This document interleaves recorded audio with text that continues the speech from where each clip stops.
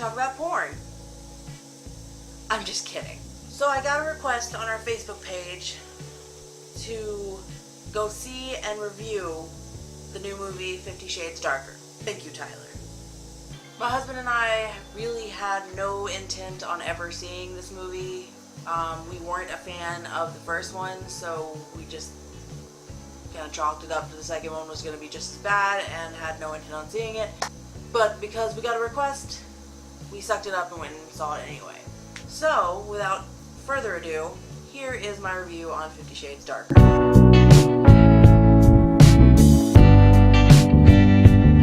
So my husband and I went and saw this movie about a week ago. And to our surprise, we actually really enjoyed the movie. It was probably 10 times better than the first one.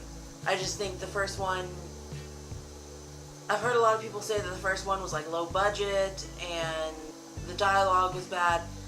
I can agree with pretty much. I don't think the first one followed the book very well. I didn't think that Jamie Dornan or Dakota Johnson portrayed the characters they were playing very well. But let me preface by saying that I have not actually read the second book.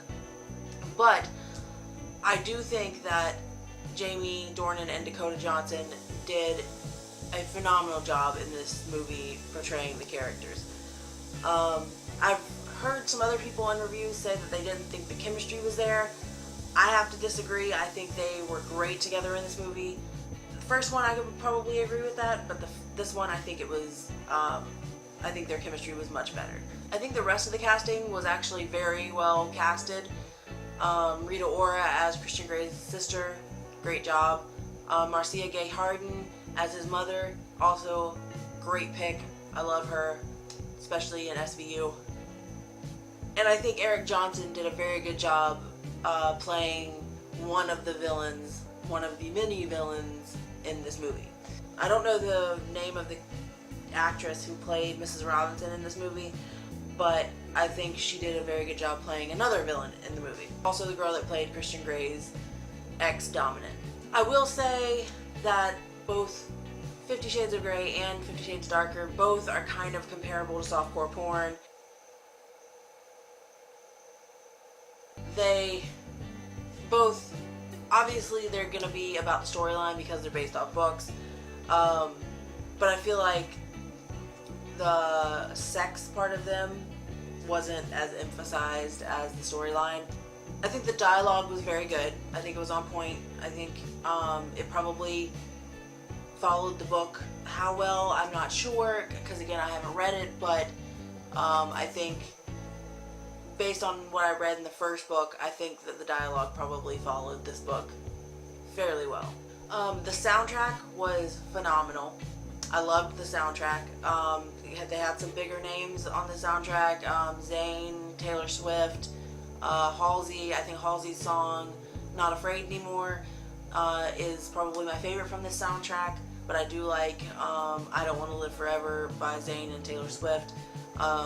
But the rest of the music was actually all very good. The sex scenes in this movie were definitely better than the first.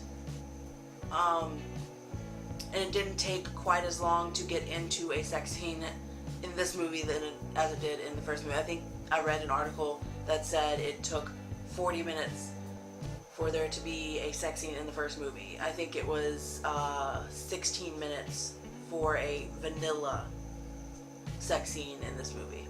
I think they probably could have done a little bit more with the Red Room, but I don't know how much it was emphasized in the book, so that could have been on point with the book, but I think theatrically it could have been emphasized a little more. So here is where I kind of do some spoilers, so if you haven't seen the movie, stop here, or keep watching if you don't care.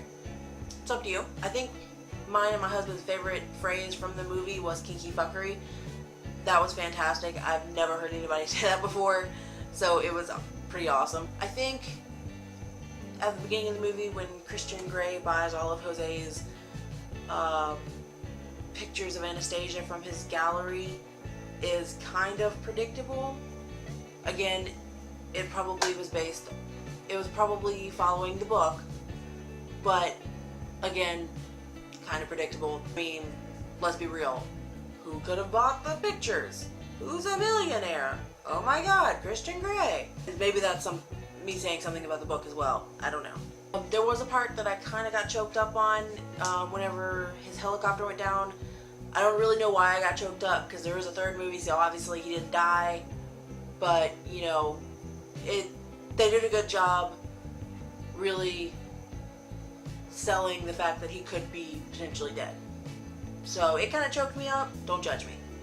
The vaginal beads were hilarious, especially her saying, "You're not putting those in my butt." I think that was hilarious. I think on a 5-star scale, I'd probably give 50 Shades Darker probably 4 stars. Just because there were some things that I think they could have elaborated more on. Again, I haven't read the book, so I could be completely wrong in saying they should elaborate on things. So, to anybody that has seen the movie or, you know, that has read the book, let me know your thoughts, opinions, if you agree with me, if you disagree with me. Make sure you hit the subscribe button, and we'll be putting out new videos within the next week or so.